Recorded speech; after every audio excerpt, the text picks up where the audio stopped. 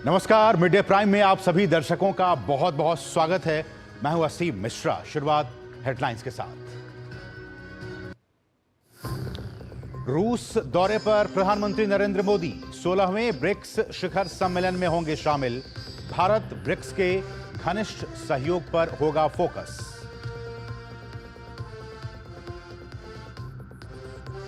महाविकास अघाड़ी में सीट बंटवारे को लेकर तनातनी के बीच कांग्रेस जारी कर सकती है पहली सूची। महाराष्ट्र और झारखंड में नामांकन का दौर जारी।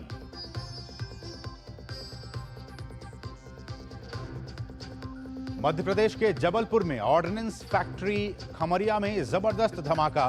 हादसे में 13 कर्मचारियों के घायल होने की खबर, 2 की हालत गंभीर। धमाके में इमारत भी हुआ ध्वस्त। बढ़ते प्रदूषण के बीच दिल्ली एनसीआर में आज से ग्रैफ 2 लागू। कई जगहों पर एयर क्वालिटी इंडेक्स लेवल 300 के पार। और चक्रवात दाना ने दी दस्तक। पश्चिम बंगाल और ओडिशा के तटीय राज्यों में हाई अलर्ट। कल से भारी बारिश की चेतावनी। गुरुवार को जगन्नाथपुरी के तट से टकराने की आशंका।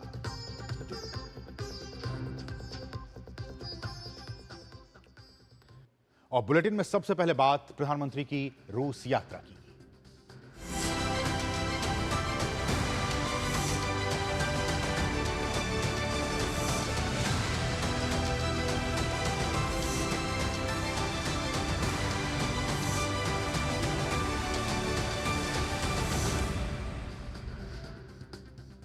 प्रधानमंत्री नरेंद्र मोदी रूस के कजान में होने वाले 16वें ब्रिक्स शिखर सम्मेलन में हिस्सा लेने के लिए 2 दिवसीय यात्रा पर हैं। और इस बार के ब्रिक्स शिखर सम्मेलन का विषय न्यायपूर्ण वैश्विक विकास और सुरक्षा के लिए बहुपक्षवाद को मजबूत करना है। शिखर सम्मेलन नेताओं को प्रमुख वैश्विक मुद्दों पर चर्चा करने के लिए एक महत्वपूर्ण मंच प्रदान करेगा। इसमें ब्रिक्स द्वारा शुरू की गई पहलों की प्रगति का भी आकलन किया जाएगा। और ये आपको हम तस्वीरें दिखा रहे हैं। प्रधानमंत्री नरेंद्र मोदी रूस के कजान शहर पहुंच चुके हैं। ये ताज़ा तस्वीरें हम आपको दिखा रहे हैं रूस के कजान से, जहां प्रधानमंत्री नरेंद्र मोदी ब्रिक्स शिखर सम्मेलन में हिस्सा लेने के लिए वहां पहुंच चुके हैं। और आप देख सकते हैं वहां पे तमाम जो अधिकारी हैं उनके वेलकम के लिए। और सांस्कृतिक तौर पर रूस काफ़ी एक समृद्ध देश है, तो सांस्कृतिक तौर पर भी वहाँ पे उनका स्वागत किया गया, इस्तकबाल किया गया। तो ये बहुत ही महत्वपूर्ण तस्वीरें कि जब प्रधानमंत्री नरेंद्र मोदी रूस पहुंच चुके हैं। ये ताज़ा तस्वीरें। और रूस में इस बार का ब्रिक्स शिखर सम्मेलन होने जा रहा है। और इसी शिखर सम्मेलन में हिस्सा लेने के लिए प्रधानमंत्री नरेंद्र मोदी कजान, रूस का एक शहर कजान, वहाँ पहुँच चुके हैं। और इस बार का जो विषय है वो भी बहुत ही महत्वपूर्ण है ब्रिक्स शिखर सम्मेलन का। इस बार का विषय है न्यायपूर्ण वैश्विक विकास और सुरक्षा के लिए मल्टीलैटरलिज्म, यानी कि बहुपक्षवाद को स्ट्रेंथन करना, यानी कि मजबूत करना। और अपनी यात्रा से पहले प्रधानमंत्री ने बहुत सारी अहम बातें कही थी। अगर मैं उस पर निगाह डालूं, आपसे साझा करूं वो बातें, बहुत ही महत्वपूर्ण। प्रधानमंत्री ने कहा कि भारत ब्रिक्स के भीतर करीबी सहयोग को महत्व देता है, जो कि वैश्विक विकास एजेंडे से जुड़े विभिन्न मुद्दों पर बातचीत और चर्चा के लिए एक महत्वपूर्ण मंच के रूप में उभरा है। हमारे साथ हमारे सहयोगी आर्येंद्र प्रताप सिंह इस वक्त रूस में ही और रूस के कजान में इस वक्त मौजूद हैं।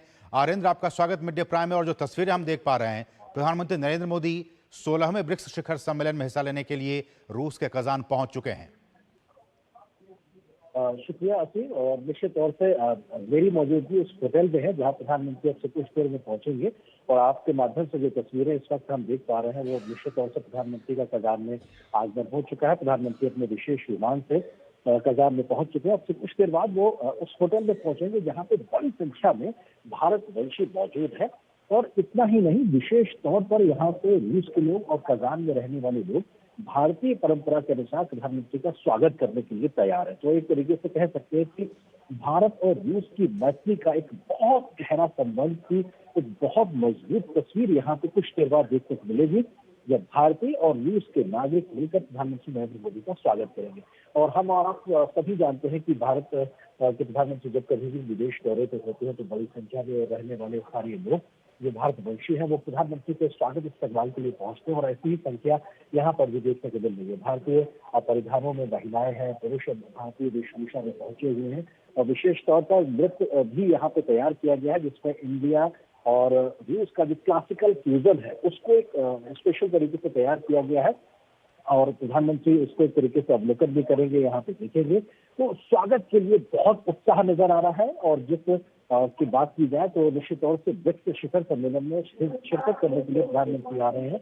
तो ऐसे में ब्रिक्स के मंच पर भी प्रधानमंत्री की मौजूदगी, भारत का रिप्रेजेंटेशन बहुत महत्वपूर्ण है। हम सब जानते हैं इस बात का कि ब्रिक्स के जो फाउंडिंग मेंबर्स है उसमें भारत रहा है और अब विस्तार पिछले साल ब्रिक्स का हुआ, उसके बाद भी भारत की जो महत्वता है वो लगातार बढ़ी हुई है और बदली हुई भू राजनीतिक व्यवस्था में इस 16वें ब्रिक्स शिखर सम्मेलन प्रधानमंत्री मोदी भारत की बात को, भारत के विकास के मंच को कैसे रखते हैं ये देखना बहुत दिलचस्प होगा।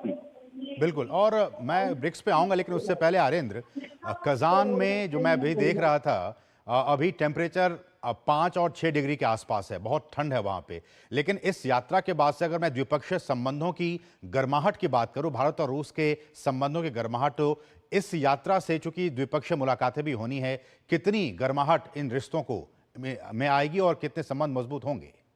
बिल्कुल, और जिस ठंडे मौसम का आपने जिक्र किया तो हम इस वक्त भारत से भी आए हैं तो भारत को इस वक्त इतनी ठंड वैसे ही नहीं पड़ रही, उतनी ठंड वैसे भी पड़ती नहीं जितनी यहाँ कगान में होती। कुछ दिनों बाद यहाँ स्नोफॉल होना भी शुरू हो जाएगा। तो निश्चित तौर से भौगोलिक परिस्थितियां बहुत ठंडी है लेकिन दिलों के मिलाव की जो गर्माहट जिसका जिक्र आप कर रहे हैं वो बहुत ज्यादा है। अभी मैं यहाँ रूस की सरजमी पे भारत माता की जय, वंदे मातरम। बहुत बहुत शुक्रिया आरेंद्र इन तमाम ताज़ा अपडेट्स को पहुंचाने के लिए। तो प्रधानमंत्री नरेंद्र मोदी ब्रिक्स शिखर सम्मेलन में हिस्सा लेने के लिए रूस के कजान शहर पहुंच चुके हैं। ये ताज़ा तस्वीरें हम आपको दिखा रहे थे।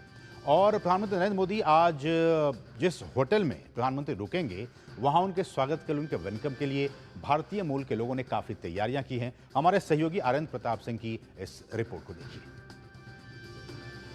जिस होटल में प्रधानमंत्री पहुंचने वाले हैं वहां पे आप देख सकते हैं कितनी बड़ी संख्या में यहां पे भारतीय छात्र पहुंचे हुए हैं जो प्रधानमंत्री के स्वागत इस्तकबाल के लिए यहां मौजूद है। सभी के हाथों में प्रधानमंत्री की तस्वीर है। आप लोग खुश हैं? जरा भारत माता की जय बोलिए।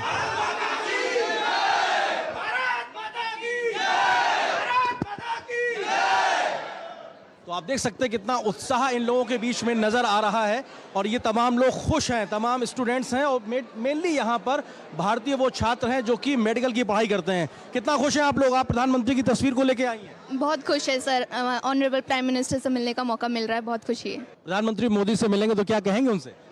हम तो यही कहेंगे कि we are very proud of him and हमें मतलब सब आजू बाजू के भी हमारे लोग कह रहे हैं, मतलब हमारे हॉस्टल के जो आसपास रहते हैं कि आपके प्रधानमंत्री आ रहे, तो हमारी तरफ से हाय कहिए उन्हें। You have anything in your mind? What will you say when you meet Prime Minister Modi? Yes, I am eager to meet him actually. It is first time Kazan is hosting BRICS and I am very eager to meet him. इतने सारे Indian बच्चे उनको बस देखने के लिए यहाँ पे वेट कर रहे हैं और हमारे कंट्री में हम उनका स्वागत करना चाहते हैं यहाँ पे।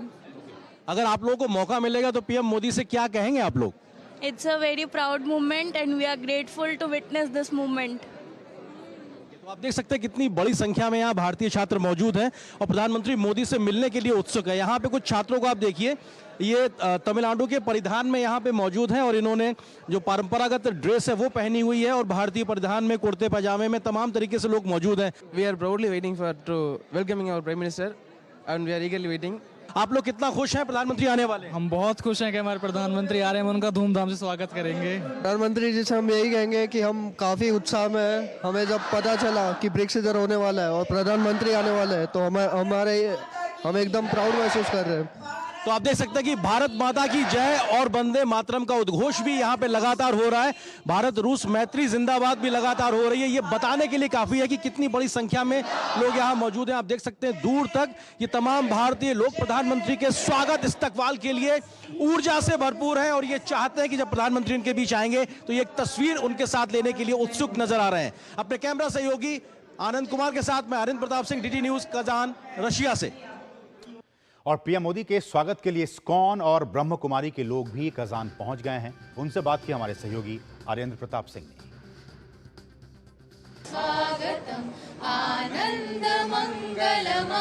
तो आप देख सकते हैं कि प्रधानमंत्री के स्वागत के लिए यहाँ पे भारतीय छात्र स्वागतम सॉन्ग के साथ में तैयार हैं और जब प्रधानमंत्री पहुंचेंगे तो उनके स्वागत के लिए ये सब लोग पलक पावड़े बिछाए तैयार बैठे हुए हैं। तो निश्चित तौर से बड़ी संख्या में भारतीय यहाँ पे मौजूद है। लेकिन आप यहाँ पे देखिए तो ये ग्रुप है जो कि इस्कॉन से जुड़े हुए लोग हैं। आपके ग्रुप के लोग हैं, उनसे हम पूछते हैं कि कैसे प्रधानमंत्री का स्वागत करेंगे। हाँ, ये बहुत खुशी का उत्सव है हम लोगों के लिए। सारे भक्त यहाँ पे जो हमारे रशियन भक्त हैं वो सब लोग आके प्रधानमंत्री जी को अच्छे भगवान का प्रार्थना मंत्र उच्चारण के साथ उनका स्वागत किया जाएगा। और साथ में भक्तों ने फ्लावर्स के बुके, माला और एक कृष्णा आर्ट बुक है जिसमें रशियन भक्तों का बनाया हुआ ये सारे पिक्चर्स जो है उन्होंने ये बनाया हुआ है रशियंस लोगों ने। तो यहाँ पर ब्रह्मा कुमारीज की तरफ से लोग यहाँ मौजूद हैं। Welcome to Tatarstan. हम जानते हैं रूस के जिस प्रदेश में प्रधानमंत्री आ रहे हैं वो तातारस्तान है। इसकी यहाँ का प्रोविंस की राजधानी कजान है, कजान शहर। हमारे साथ में तमाम लोग मौजूद हैं जो कि ब्रह्मा कुमारी से जुड़े हुए हैं। तो जाहिर सी बात है कि आध्यात्म के माध्यम से भी रूस और भारत बहुत गहराई से जुड़े हुए हैं। प्रधानमंत्री जी आने वाले हैं, कैसे स्वागत करेंगे आप उन लोगों का? हम उनका स्वागत तो ज़रूर इस बैनर के साथ तो करेंगे ही, और हम लोग ओम शांति कहते हैं। हम सब उनको मिलकर के ओम शांति ही बोलेंगे। प्रधानमंत्री मोदी शांति का बड़ा संदेश लेके आए हो, आप लोग ओम शांति के ध्वजवाहक हैं। तो ये अपने आप में किस तरीके से आप लोग देखते हैं प्रधानमंत्री के शांति के पूरे प्रयास को, जो कि विश्व शांति की कामना में लगे हुए हैं? मोदी जी शांति का संदेश दे रहे हैं। हम मोदी जी को न केवल सम्मान करते हैं बहुत दिल से, परंतु उनको प्यार भी बहुत करते हैं। हमें उनकी जीवन गाथा मालूम है, उन्होंने कितना त्याग तपस्या से अपने जीवन को इतना ऊंचा बनाया है। ब्रह्मा कुमारीज भी त्याग तपस्या का जीवन सिखाते हैं। बिल्कुल मैम। तो आप जो बात कर रही हैं अपने आप में त्याग तपस्या की बात हो या फिर आचार विचार व्यवहार में शांति को धारण करने की बात हो, ब्रह्मा कुमारीज के तमाम लोग भी यहाँ पर रूस में मौजूद हैं जो कि भारत की आध्यात्मिक या सनातन संस्कृति से जुड़े हुए तमाम लोग हैं। तो प्रधानमंत्री जब आएंगे तो उस प्रकार का लगातार आपको स्वागत देखने को मिलेगा। बड़ी संख्या में यहाँ भारतीय छात्र भी मौजूद हैं और इनके हाथों में प्रधानमंत्री मोदी के पंपलेट्स, बैनर्स हैं और ये सब एक तरीके से प्रधानमंत्री मोदी का स्वागत करने वाले। जरा भारत माता की जय का जयकारा लगा दीजिए। भारत माता की जय। तो यहाँ पे भारत माता की जय लगातार है और प्रधानमंत्री का इंतजार हो रहा है कि जब वो पहुंचेंगे तो इसी उत्साह के साथ में सब लोग प्रधानमंत्री का स्वागत करने वाले हैं। अपने कैमरा सहयोगी आनंद कुमार के साथ में आर्यन प्रताप सिंह, कजान। और बढ़ेंगे आगे। महाराष्ट्र में विधानसभा चुनावों के लिए प्रत्याशी आज से नामांकन दाखिल कर रहे हैं। नामांकन दाखिल करने की अंतिम जो तारीख है वो 29 अक्टूबर है। 30 अक्टूबर को नामांकन पत्रों की जांच की जाएगी। 15वीं विधानसभा के लिए 20 नवंबर को मतदान होगा। हम आपको बता रहे हैं लगातार ग्राफिक्स के जरिए। नामांकन दाखिल करने की जो अंतिम तारीख है वो 29 अक्टूबर है। 30 अक्टूबर को नामांकन पत्रों की जांच की जाएगी। तो ये अपडेट 20 नवंबर को मतदान होगा महाराष्ट्र विधानसभा चुनाव के मद्देनजर। और इस चुनाव से पहले महाविकास अघाड़ी में चल रही टकराव की स्थिति जस की तस बनी हुई है।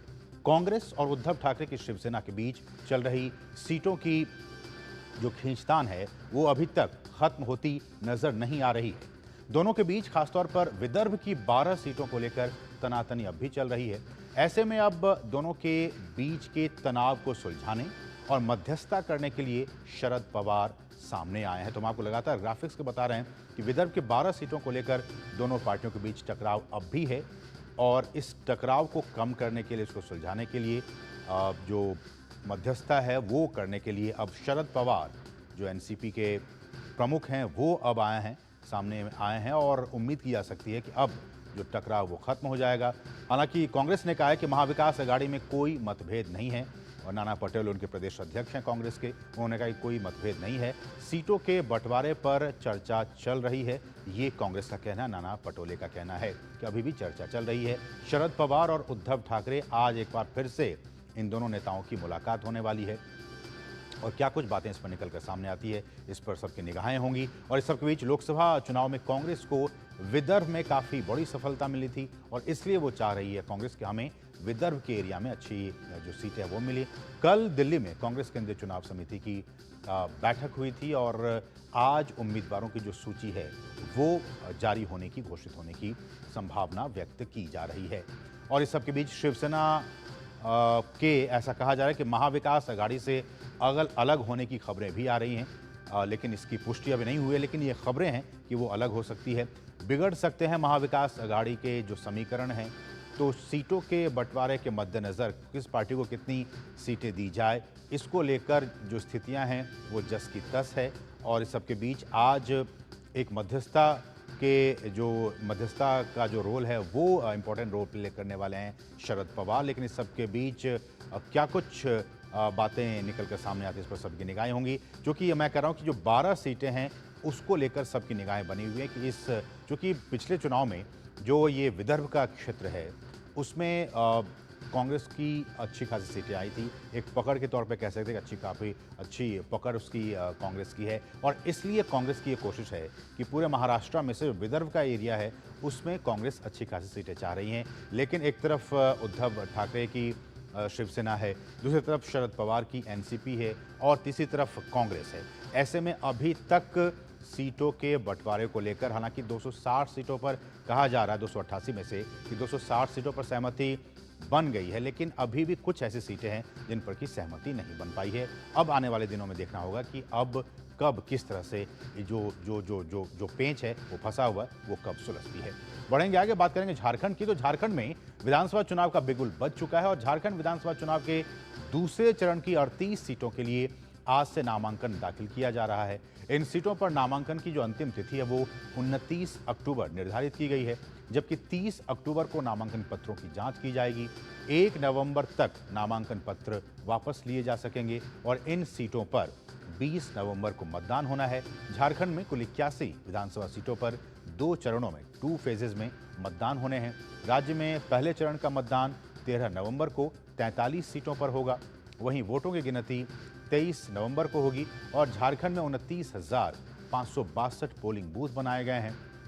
इसमें 24,520 बूथ जो है वो ग्रामीण एरिया में होंगे और राज्य में लगभग 2.6 करोड़ मतदाता हैं, जिसमें महिला मतदाता 1.29 करोड़ और पुरुष मतदाता 1.31 करोड़ मतदाता हैं। तो ये झारखंड विधानसभा चुनाव की स्थिति हमने आपको बताया कि वहाँ पे किस तरह से सारी चीज़ें हैं, कितने महिला मतदाता, कितने पुरुष मतदाता, कितने बूथ बनाए गए हैं। तो ये सारी चीज़ें झारखंड को लेकर। इस सब के बीच कांग्रेस ने झारखंड विधानसभा चुनाव के लिए 21 उम्मीदवारों की अपनी पहली सूची जारी कर दी है। झारखंड सरकार में मंत्री रामेश्वर ओरांव लोहरदगा विधानसभा सीट से चुनाव लड़ेंगे, जबकि पार्टी के वरिष्ठ नेता doctor Ajay Kumar Jamshedpur east seat से चुनाव लड़ेंगे। राज्य के मंत्री डॉक्टर इरफान अंसारी को उनकी मौजूदा जामताड़ा विधानसभा सीट से चुनावी मैदान में उतारा गया है। कांग्रेस की केंद्रीय चुनाव समिति ने इन नामों पर मुहर लगाई है। तो ये कुछ खबरें झारखंड विधानसभा चुनाव से, कहां से किन व्यक्तियों को उतारा गया है। 21 उम्मीदवारों की जो अपनी पहली सूची है वो अब कांग्रेस ने जारी कर दी है। हमारे साथ हमारे सहयोगी कुमार आलोक भी इस खबर पर बने हुए हैं। कुमार आलोक, आखिरकार एक लंबे इंतजार के बाद जो कांग्रेस पार्टी है वो 21 सीटों पर अपने नामों का जो है वो ऐलान कर दिया है। किस तरह से इस लिस्ट को देखते हैं आप?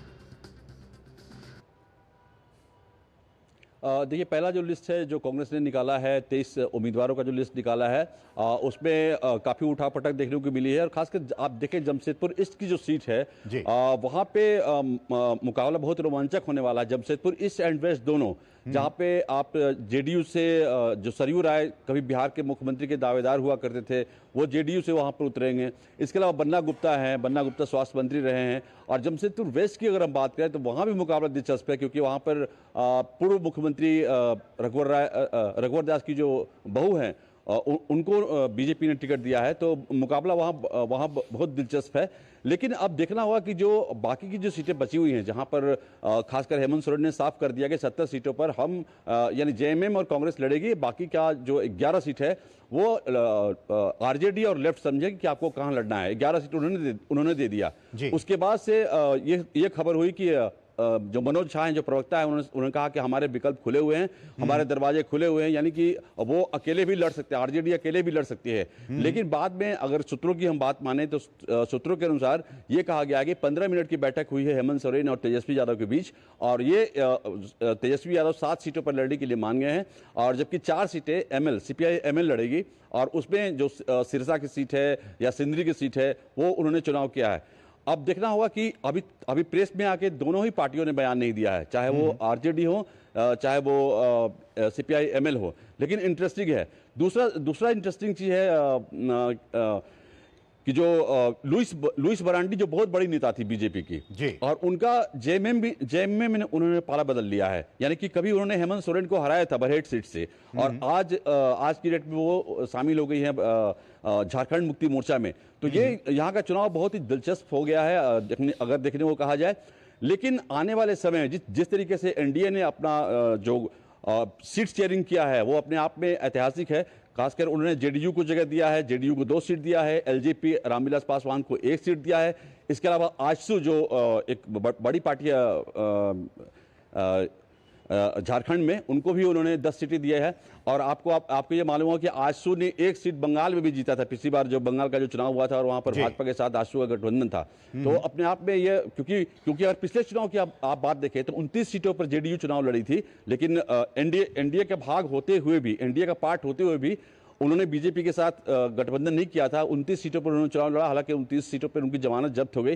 लेकिन इस बार एक तरह से एनडीए को आप देखेंगे, जो गठबंधन उनका बना है तो सबको साथ लिया है भारतीय जनता पार्टी ने, और सबको साथ लेकर चला है। और जो गठबंधन में अगर आप महागठबंधन को देखें या इंडी गठबंधन को देखें तो उसके मुकाबले बीजेपी का जो गठबंधन है, एनडीए का गठबंधन भारी पड़ रहा है। ठीक है, सीट शेयरिंग की बात करें तब। ठीक, बिल्कुल हम आप बने रहिए। हम कुमार आलोक रुक करेंगे अब शिशिर का। शिशिर भी हमारे साथ मुंबई से जुड़ चुके हैं। शिशिर, चूंकि स्थितियां अभी भी जस की तस बनी हुई है और उसमें अब ये कहा जा रहा है कि शरद पवार आएंगे और वो मध्यस्थता का रोल प्ले करें, क्या लगता है कि एनसीपी के इतने शीर्ष नेता, इतने बड़े नेता शरद पवार, वो आएंगे और उसके बाद कांग्रेस उनकी बात मानेगी और जो स्थितियां थी वो अब ठीक हो जाएंगी?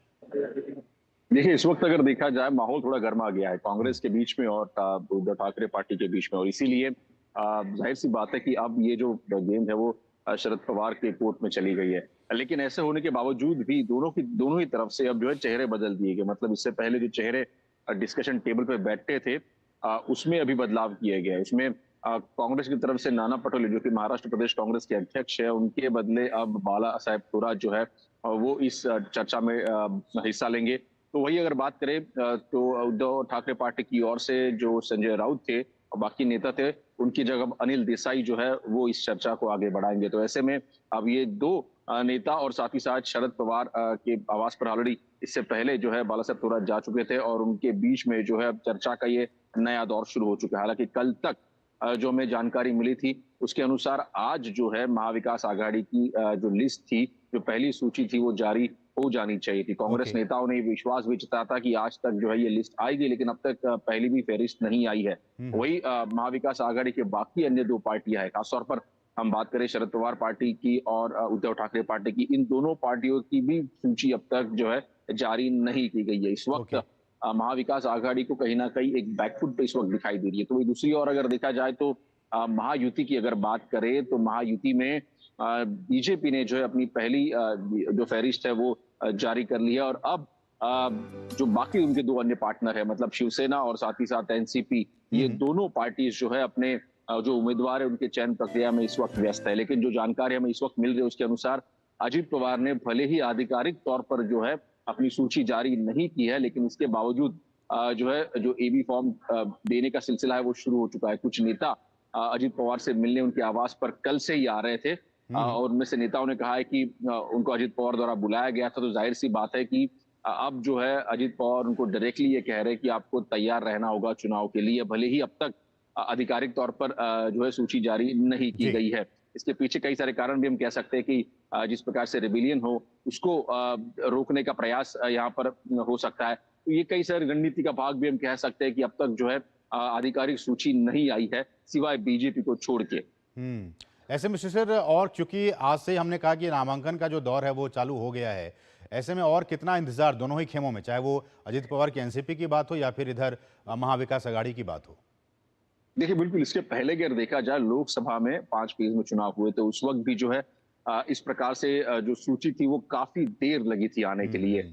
मतलब फेज वाइज जिसे हम कहते हैं उस प्रकार से जो है पार्टियों की सूची आ रही थी।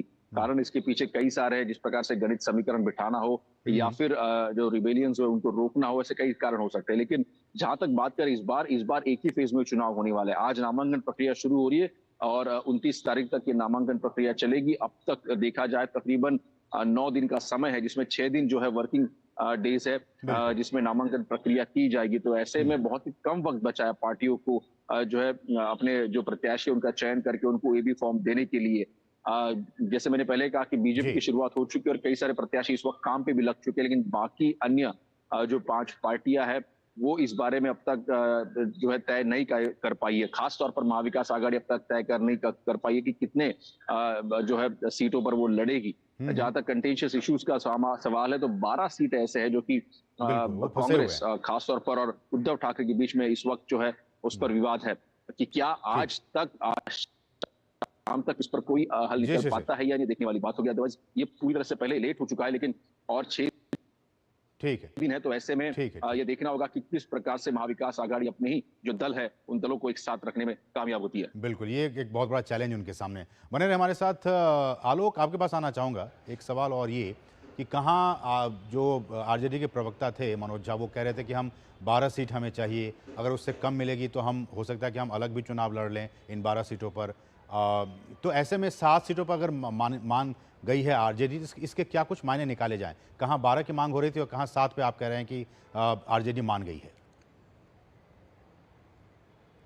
देखिए, प्रेशर टैक्टिक्स होता है। कोई भी राजनीतिक दल जब गठबंधन में होता है तो वो प्रेशर बढ़ाने की कोशिश करता है। आप 12 सीटों की बात कर रहे हैं, मनोज झा ने 22 सीटों की बात की थी कि हम 22 सीटों पर मजबूत है। और खासकर वो इलाके जो बिहार और झारखंड के सीमावर्ती इलाके, चाहे देवघर हो गया, आप गोड्डा ले लें, आप चतरा ले लें, तो इन सब ये जो डिस्ट्रिक्ट है, झारखंड के डिस्ट्रिक्ट है, वो बिहार की सीमा से सटे हैं। और आपको अगर याद हुआ कि अगर 1990 की हम बात करें, जब बिहार और झारखंड दोनों एक थे, तो झारखंड के उन सीटों से, जैसे गोड्डा की हम बात करें, जनार्दन यादव हमेशा जीतते थे, वो भारतीय जनता पार्टी, आरजेडी का भी वो गढ़ था, वो सीटें गढ़ थी। तो ये इसको कहने को लेकर के 22 सीटों की मांग कर रहे थे मनोज झा। ये प्रेशर पॉलिटिक्स था।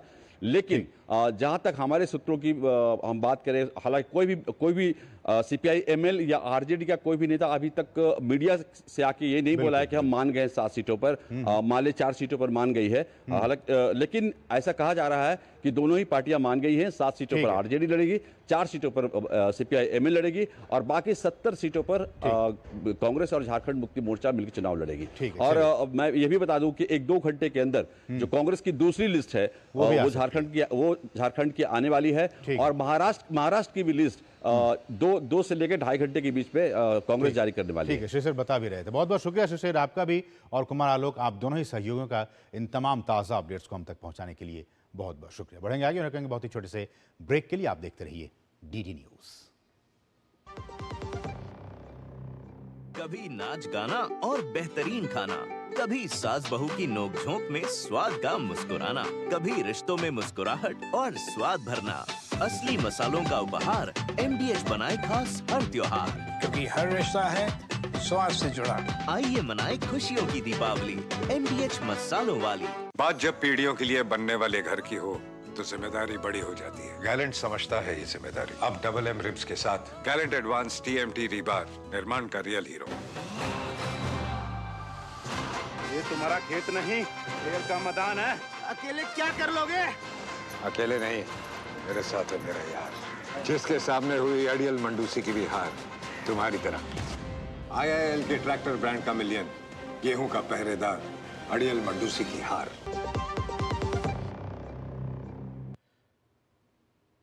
और ब्रेक बाद आपका फिर से स्वागत है और अब बात करेंगे प्रदूषण की। जी हां, दिल्ली NCR में प्रदूषण के खतरनाक स्तर को देखते हुए ग्रैफ 2 की पाबंदियां लागू हो गई हैं। AQI लेवल 300 से ज्यादा होने पर CAQM ने आदेश जारी किया है, जिसके तहत आज सुबह 8 बजे से ग्रैफ 2 लागू हो गया है। इस आदेश के लागू होते ही दिल्ली NCR में चिन्हित सड़कों पर हर रोज वैक्यूम स्वीपिंग और पानी का छिड़काव करने के निर्देश जारी किए गए हैं। CAQM ने नागरिकों से ही सार्वजनिक परिवहन का ज़्यादा से ज़्यादा इस्तेमाल करने की अपील की है। लोगों से तकनीक की मदद लेकर कम भीड़भाड़ वाले रास्तों पर आवाजाही करने की अपील की है, जबकि CNG, इलेक्ट्रिक बसों और मेट्रो की सर्विस को बढ़ाया जाएगा। साथ ही धूल पैदा करने वाली निर्माण गतिविधियों से बचने को भी कहा गया है। स्पष्ट तौर पर कहा गया है कि हॉटस्पॉट वाले इलाकों में प्रदूषण फैलाने वाले प्रमुख सेक्टरों के लिए उपायों को तेज किया जाए। इस दौरान डीजल जनरेटर चलाने पर रोक रहेगी। नेचुरल गैस, बायोगैस, एलपीजी से चलने वाले जनरेटर चल सकेंगे। जनरेटरों के इस्तेमाल को कम करने के लिए निर्बाध बिजली आपूर्ति सुनिश्चित करने को भी कहा गया है। वहीं प्राइवेट गाड़ियों के इस्तेमाल को कम करने के लिए पार्किंग फीस को बढ़ाया जाएगा। और आपको बता दें कि आखिर ये ग्रैब 2 है क्या और इसके नियम क्या कुछ हैं। इसमें नियम ये है, जो कि आज से लागू हो गया है सुबह 8 बजे से, कि इसमें डीजल जनरेटर चलने पर रोक हो जाएगी। जो नेचुरल गैस है, जो बायोगैस है और जो एलपीजी से चलने वाले जनरेटर हैं, उनको ही सिर्फ अनुमति दी जाएगी। तो नेचुरल गैस, बायोगैस, एलपीजी से चलने वाले जनरेटर्स को अनुमति दी गई है। ग्रैब 2 के जो नियम हैं, जो कि आज से लागू हो गए हैं, ताकि प्रदूषण के स्तर को कम किया जा सके। वो तो क्या है बता रहे हैं आपको। निजी वाहनों के इस्तेमाल को कम करने के लिए जो पार्किंग फीस है, उसमें बढ़ोतरी की गई है, ताकि लोग जो पब्लिक ट्रांसपोर्ट है उसका यूज़ कर सकें। सीएनजी, इलेक्ट्रिक बसों और मेट्रो की सेवा, जो कि पब्लिक ट्रांसपोर्ट है, उस पर जोर दिया गया है। कूड़ा, लकड़ी या फिर कोयला जलाने पर रोक लगा दी गई है। इस नियम के तहत आप इसको नहीं जला सकते हैं, क्योंकि इससे प्रदूषण बढ़ता है। धूल पैदा करने वाली निर्माण गतिविधियां कम करने पर जोर लगा दी गई हैं। तो ये कुछ ऐसे नियम हैं जिसको कि सरकार की कोशिश है कि उससे जो है वो प्रदूषण कम से कम हो सके। हमारे साथ हमारे सहयोगी अमरेंद्र गुप्ता इस वक्त लगातार बने हुए हैं। अमरेंद्र, जैसा कि हमने कहा कि आज से ग्रैब 2 के जो नियम हैं वो लागू हो गए हैं, और कोशिश या फिर कहें मकसद यही कि दिल्ली एनसीआर जो गैस के चैम्बर में हर साल तब्दील हो जाती है, प्रदूषण से त्राहिमाम यहाँ पे हो जाता है, उसमें कुछ कमी ला सके। असीम, देखिए दिल्ली में आज सुबह से ही अगर देखें तो जो सांसें थी वो दम घोटने वाली थी। लगातार जो ग्रैब का जो लेवल है वो सोमवार को ग्रैब 1 पे था, यानी कि 200 से 300 के बीच में जो AQ था, और अभी आज जो 8 बजे से वो सेकंड लेयर में आ गया है, ग्रैब 2 में आ गया है, यानी कि लेयर जो है 300 से और 400 के बीच में आ गई है। और लगभग जो 22 इलाके दिल्ली के थे उनका लेयर 380 और 90 के बीच में पहुंच चुका था।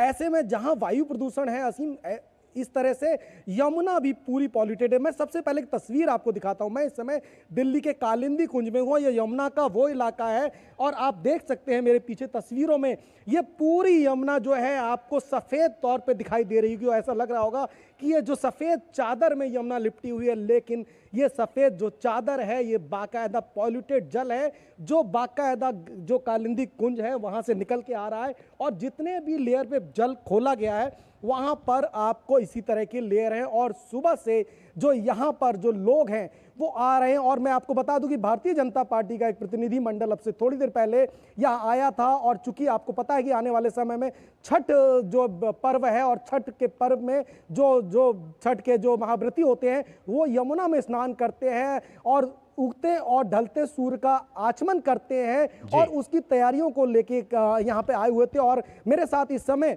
बीजेपी के प्रवक्ता हैं नीरज तिवारी जी। नीरज जी, मुझे एक चीज बताएं कि अभी जो आपने माहौल देखा यमुना का और छठ की तैयारियों को लेके, किस तरह का आपके दिमाग में एक तस्वीर आई है?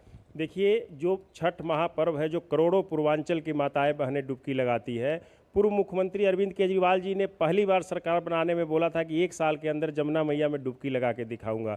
मेरा आग्रह है अरविंद केजरीवाल जी से, और अपने मुख्यमंत्री आतिशी जी को लेके आए और इस जमुना मैया में डुबकी लगाकर दिखाएं। जहां करोड़ों आस्था के महापर्व मानने वाली हमारी माताएं बहनें डुबकी लगाती है, उनको समझ आ जाएगा कि माँ जमुना का हत्या आम आदमी पार्टी और मुख्यमंत्री, पूर्व मुख्यमंत्री ने कैसे किया है। ये समझना चाहिए कि करोड़ों लोगों का जो माताएं बहने का आस्था है उसको ठेस नहीं पहुंचाना चाहिए। और भारतीय जनता पार्टी की तरफ से हम लोग लगातार मुआयना कर रहे हैं, छठ घाटों की सफाई में लगे। असीम, देखिए ये मैं यहाँ पर लगभग 2 घंटे से हूँ, और लगभग आपको मैं बता दूं मैंने वोट पे भी अंदर जाकर मुआयना किया। सांस लेना दूभर है, मतलब इतनी गंदी स्मेल है कि आपको मैं बयान नहीं कर सकता। ऐसे में ये अंदाजा लगाइए आज से सिर्फ 1 हफ्ता का समय बचा है, और छठ एक महापर्व है जो सूर्य की अर्घ की उपासना का पर्व है। महाव्रती जो है यमुना में स्नान करते हैं। ऐसे में दिल्ली की सरकार पर बेहद ही गंभीर सवाल खड़े होते हैं। और देखिए, सवाल खड़े होने के बाद जहां उनको काम करना चाहिए, मुख्यमंत्री आतिशी की प्रेस कॉन्फ्रेंस देखिए, गोपाल राय की देखिए, आज आज भी एक प्रेस कॉन्फ्रेंस गोपाल राय ने की है, उन्होंने इस पर कोई सॉल्यूशन नहीं दिया। उन्होंने बाकायदा जो हरियाणा और उत्तर प्रदेश की सरकारों पर आरोप मढ़ा। उन्होंने दो बातें अहम कही जो मैं कहना चाहूंगा। उन्होंने कहा कि दिल्ली में जो पॉल्यूशन है उसके पीछे पराली एक अहम कारण था, लेकिन उन्होंने ये बताया कि पंजाब में आम आदमी पार्टी की सरकार के बाद पराली पर रोक लगा ली गई और हरियाणा और जो है उत्तर प्रदेश इसके लिए दोषी हैं। और दूसरा उन्होंने आरोप लगाया वहां की बसों को। और आज सुबह की अगर खबरों को देखें, हेडलाइंस को देखें, तो भटिंडा और संगरूर से जो तस्वीरें आई हैं वो पराली जलाती हुई आई हैं, तो उनके ही सवालों पर एक बड़ा प्रश्न चिन्ह खड़ा होता है। और जिस तरह का जो एक्यू लेवल है वो बहुत ही संदेह देता है। और आने वाले एक हफ्ते जो मौसम विज्ञान कहता है, मौसम विभाग कहता है, दिल्ली वासियों के लिए काफी कठिन साबित होंगे, क्योंकि यहाँ न सिर्फ सांस लेने में दिक्कत है बल्कि यहाँ की आबो हवा भी पूरी तरह से पॉल्यूटेड है। तो सांस लेने में भी दिक्कत है और जो यमुना का पानी है वो भी काफी दूषित हो गया है। तो दोहरी मार हवा और पानी की तरफ से दिल्ली में या बिल्कुल ही प्रदूषित हो चुका और इसी में लोग जीने के लिए मजबूर है। बहुत बहुत शुक्रिया अमरेंद्र इन तमाम ताज़ा अपडेट्स को हमारे साथ साझा करने के लिए। बढ़ेंगे आगे, रखेंगे एक बहुत ही छोटे से ब्रेक के लिए। आप देखते रहिए डीडी न्यूज़। 8 साल पहले भारत ने भरी एक ऊंची उड़ान, तब से एयरपोर्ट्स की संख्या 2 गुनी हो गई है। दरभंगा, हुबली, बेलगावी, किशनगढ़ जैसे टियर 2, टियर 3 शहरों में तरक्की के द्वार खुले हैं। कैब, होटल, ढाबे वालों से लेकर लोकल प्रोडक्ट्स को देश भर से नए कस्टमर्स मिल रहे हैं। आज हिमालय के पहाड़ों से लेकर लक्षद्वीप तक को नई एयर कनेक्टिविटी मिली है। खजुराहो, देवघर, अमृतसर, अयोध्या, अजमेर, तेजू तक श्रद्धालु प्लेन से जाने लगे हैं। उड़ान के बेमिसाल 8 साल। बात जब पीढ़ियों के लिए बनने वाले घर की हो तो जिम्मेदारी बड़ी हो जाती है। गैलेंट समझता है ये जिम्मेदारी। अब डबल एम रिब्स के साथ गैलेंट एडवांस TMT रीबार, निर्माण का रियल हीरो। ये तुम्हारा खेत नहीं, खेल का मैदान है। अकेले क्या कर लोगे? अकेले नहीं, मेरे साथ है मेरा यार, जिसके सामने हुई अड़ियल मंडूसी की भी हार तुम्हारी तरह। IIL के ट्रैक्टर ब्रांड का मिलियन, गेहूं का पहरेदार, अड़ियल मंडूसी की हार। और ब्रेक के बाद आपका फिर से स्वागत है। खबर मध्य प्रदेश से है। मध्य प्रदेश के जबलपुर में ऑर्डिनेंस फैक्ट्री में हुए धमाके में 13 कर्मचारी घायल हो गए। ये धमाका F6 सेक्शन में एरियल बम में हुआ, जिसकी वजह से बिल्डिंग ध्वस्त हो गई। बिल्डिंग के मलबे में कई कर्मचारी दब गए, जिन्हें निकालने के लिए बचाव दल जुटे हुए हैं। इस बीच जबलपुर के विधायक अशोक ईश्वर दास रोहानी ने अस्पताल जाकर घायलों से मुलाकात की है। उन्होंने कहा कि यदि जरूरत पड़ी तो घायलों को एयरलिफ्ट भी कराया जाएगा। पर बात हुई है, उनको एयरलिफ्ट करने की स्थिति आएगी तो वो भी करेंगे। बहुत दुखदाई है और जो अभी यहाँ घायल हैं ये लोग अभी ठीक हैं, लेकिन जो ज़्यादा सीरियस हैं उनकी चिंता करने के लिए हम लोग महाकौशल हॉस्पिटल अभी जा रहे हैं और CGM से बात करके जो भी ज़रूरत होगी, जो भी शासन से जो भी सहयोग होगा उसके लिए हमने कलेक्टर महोदय और उनसे बात करके रखी है और ऊपर उन्हें भोपाल भी बात करके रखी है। NIA ने पंजाब में हुए आतंकी साजिश मामले में खालिस्तानी आतंकवादियों रिंदा और लांडा के प्रमुख सहयोगी गुरप्रीत सिंह उर्फ गोपी के खिलाफ चार्जशीट दाखिल की है। और ये कुछ ताज़ा तस्वीरें हमें लगातार मिल रही हैं रूस के कज़ान से। जैसे कि हमने कहा कि प्रधानमंत्री नरेंद्र मोदी रूस के कज़ान शहर पहुंच चुके हैं, वहां पे ब्रिक्स शिखर सम्मेलन में हिस्सा लेने के लिए। और इस वक्त प्रधानमंत्री होटल पहुंच चुके हैं और होटल के बाहर जो भारतवंशी हैं, जो इंडियन डायस्पोरा है, वो उनका ज़बरदस्त तरीके से गर्मजोशी के साथ स्वागत कर रहा है, तहे दिल से स्वागत कर रहा है। हमने आपको कुछ देर पहले रिपोर्ट भी दिखाई कि किस तरह से वहाँ पे अलग अलग समुदाय के जो लोग हैं वो वहाँ पे, कुछ बच्चे जो पढ़ाई कर रहे हैं वो वहाँ पे मौजूद हैं, महिलाएं वहाँ पे मौजूद थीं और इस तरह से तमाम जो लोग हैं भारतवंशी वो वहाँ पे पहुँचे हुए हैं। और भारत माता की जय और प्रधानमंत्री मोदी की जय के आप नारे सुन सकते हैं इस वक्त जो भारतवंशी वहाँ पे मौजूद हैं। जिस होटल में प्रधानमंत्री ठहरने वाले हैं उसके ठीक बाहर की ये तस्वीरें। प्रधानमंत्री कज़ान शहर पहुँच चुके हैं। रूस का ये एक शहर, तातरस्तान की राजधानी कज़ान, और वहाँ पे इस बार का जो 16वां ब्रिक्स शिखर सम्मेलन है उसमें शामिल होने के लिए प्रधानमंत्री पहुँच चुके हैं। और प्रधानमंत्री पहुँचने के बाद जब वो पहुँचे एयरपोर्ट, उसके बाद से जब वो होटल पहुँचे हैं, तो ये होटल की तस्वीरें आप देख सकते हैं। तमाम जो भारतवंशी हैं वो वहाँ पे उनका इस्तकबाल कर रहे हैं, उनका वेलकम कर रहे हैं, उनका तहे दिल से स्वागत कर रहे हैं। प्रधानमंत्री भी हाथ जोड़कर उन तमाम लोगों का, और आप देख सकते हैं इसमें वहाँ के कुछ लोकल जो स्थानीय नागरिक हैं रशियन, वो भी वहाँ पे मौजूद हैं और वो भी हाथ जोड़कर, जैसा कि हमने कहा कि अब जो नमस्ते है वो भी अब लोकल से ग्लोबल हो चुका है। तो आप देख सकते हैं कि इन तस्वीरों में किस तरह से जो रूस की महिलाएं हैं, जो विदेशी महिलाएं हैं, जो विदेशी नागरिक हैं, वो भी अब हाथ जोड़कर नमस्ते कर रही हैं। और जैसा कि हमने कहा कि अब ये जो नमस्कार की मुद्रा है वह भारत से निकलकर रूस तक पहुंच गया, पूरे विदेश में पहुंच चुका है, लोकल से ग्लोबल हो चुका है। तो ये आप तस्वीरों में देख सकते हैं किस तरह से प्रधानमंत्री की उस एक झलक को पाने के लिए तमाम जो जोश और उत्साह का माहौल, जो वहाँ पे लोग हैं वो अपने फ़ोन से एक फ़ोटो क्लिक करने की कोशिश में कि प्रधानमंत्री के साथ, भारत के प्रधानमंत्री के साथ उनकी एक फ़ोटो हो जाए। हाथों में तिरंगा झंडा आप देख सकते हैं और उस तिरंगा झंडे का सम्मान बढ़ाते हुए भारतवंशी और साथ ही साथ प्रधानमंत्री नरेंद्र मोदी ब्रिक्स शिखर सम्मेलन में शामिल होने के लिए प्रधानमंत्री पहुंच चुके हैं। मोदी मोदी के आप नारे बैकग्राउंड में सुन सकते हैं। तो ये कुछ महत्वपूर्ण, और जैसा कि हमने कहा कि इस बार का जो ब्रिक्स शिखर सम्मेलन है, इससे इतर आपको बताएं प्रधानमंत्री पहुंच चुके हैं होटल, लेकिन जिस कार्यक्रम में वो शामिल होने के लिए पहुंचे हैं वो बहुत ही महत्वपूर्ण है। और जो विषय है इस बार का,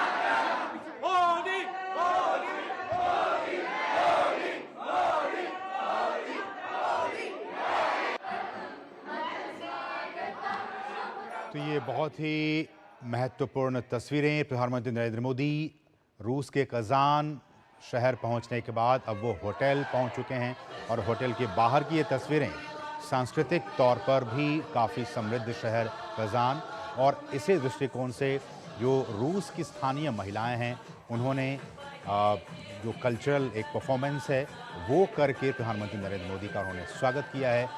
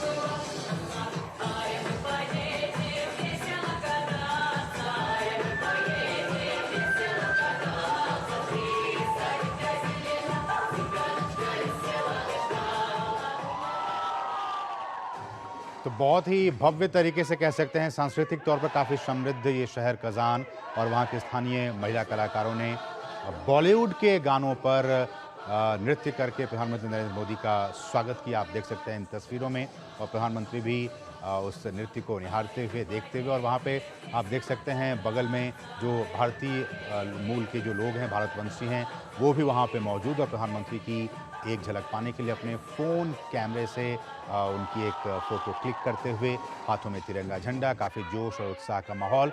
और ये यात्रा बहुत ही महत्वपूर्ण है, समझिए इस बात को, क्योंकि प्रधानमंत्री 16वें ब्रिक्स शिखर सम्मेलन में हिस्सा लेने के लिए रूस के शहर कज़ान पहुंच चुके हैं, और इस बार का जो विषय है वो भी बहुत ही महत्वपूर्ण है। हम आने वाले समय में आपको इस पर विस्तार से चर्चा करेंगे, बातचीत करेंगे कि ये जो ब्रिक्स शिखर सम्मेलन वो किन मायनों में महत्वपूर्ण है। जो इस बार का विषय है, जो थीम है, जो सब्जेक्ट है, वो काफ़ी महत्वपूर्ण है, और विषय है कि न्यायपूर्ण वैश्विक विकास और सुरक्षा के लिए जो बहुपक्षवाद है उसको मजबूत करना। तो आप समझ सकते हैं कि बहुपक्षवाद को कैसे मजबूत किया जाए सबकी सुरक्षा के लिए, और साथ ही साथ वैश्विक विकास तो हो लेकिन वो न्यायपूर्ण हो। ये नहीं कि सिर्फ एक तरफा विकास हो जाए, ऐसा नहीं हो, सबको साथ लेकर, और जैसा कि प्रधानमंत्री ने कहा है कि सबका साथ सबका विकास, इसी मूल भावना के साथ इस बार का हम कह सकते हैं जो थीम है ब्रिक्स का, कि एक न्यायपूर्ण वैश्विक विकास हो और सुरक्षा के लिए जो बहुपक्षवाद है उसको कैसे मजबूत किया जाए, इस पर 2 दिनों तक चर्चा होगी। तमाम जो ब्रिक्स के आला जो नेता हैं, जो वैश्विक नेता हैं, वो बैठेंगे और ब्रेनस्टॉर्मिंग सेशंस होंगे जिसमें कि अलग अलग विषयों पर चर्चा होगी। और अपने प्री डिपार्चर स्टेटमेंट में प्रधानमंत्री ने एक रूपरेखा खींच दी कि किस तरह से भारत अपना पक्ष रखेगा इस ब्रिक्स शिखर सम्मेलन में। उन्होंने कहा कि भारत ब्रिक्स के भीतर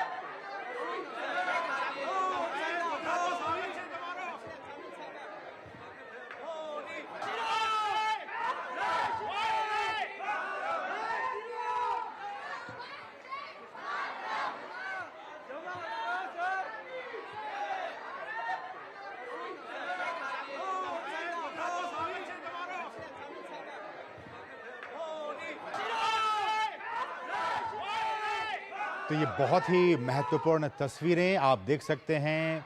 जो भारतीय मूल के लोग हैं या फिर कहें इंडियन डायस्पोरा, अच्छी खासी तादाद में वहाँ रहते हैं रूस में, और रूस का एक शहर, रूस का एक राज्य तातरस्तान और उसकी राजधानी कज़ान, और इस वक्त प्रधानमंत्री ब्रिक्स शिखर सम्मेलन में हिस्सा लेने के लिए इसी शहर में तातरस्तान की राजधानी कज़ान में पहुंच चुके हैं। और पहुंचने के बाद आप देख सकते हैं जो भारतीय मूल के लोग हैं उनमें कितना जोश और उत्साह का माहौल। उनके अपने नेता, उनके अपने लोकप्रिय नेता जिन्होंने भारत को एक वैश्विक पहचान दिलाई, वो उनके बीच में इस वक्त मौजूद हैं, और हाथ मिलाने की एक होड़ मची हुई है, एक होड़ लगी हुई है कि कौन प्रधानमंत्री नरेंद्र मोदी के साथ हाथ मिला पाता है, और अपने आप को जो इसमें कामयाब हो पाया हाथ मिला पाने में, वो अपने आप को काफ़ी सौभाग्यशाली समझ रहा है। तो ये बहुत ही महत्वपूर्ण तस्वीरें हो जाती है।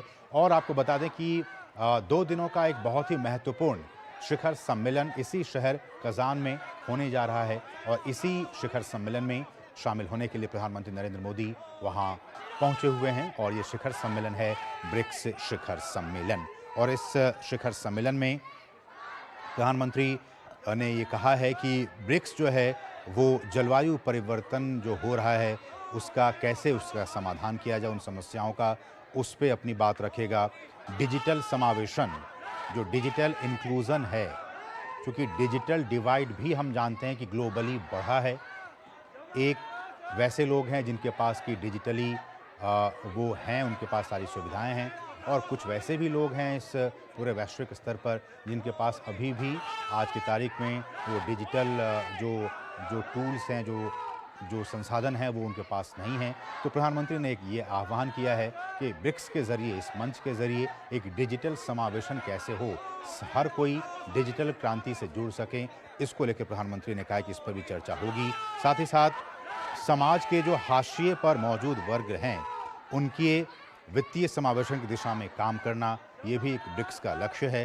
साथ ही साथ ब्रिक्स के जो तमाम साथी सदस्य देश हैं, उनके साथ भारत में कुछ उपलब्धियां साझा करना, भारत के जो अपने अनुभव हैं, चाहे वो डिजिटल पब्लिक इंफ्रास्ट्रक्चर की बात हो या फिर और भी जो बहुत सारी चीज़ें हैं, इसको कैसे जो बाकी देश हैं ब्रिक्स के, चूँकि हम जानते हैं कि ब्रिक्स में पहले 5 सदस्य देश थे और पिछले साल 2023 में और भी 5 सदस्य देशों को इसमें ऐड किया गया। तो आज की तारीख में ब्रिक्स में कुल 10 देश हैं। तो प्रधानमंत्री ने कहा है कि भारत की जो एक विकास यात्रा रही है, उसमें वो क्या कुछ वैश्विक स्तर पर दे सकता है, क्या कुछ योगदान दे सकता है।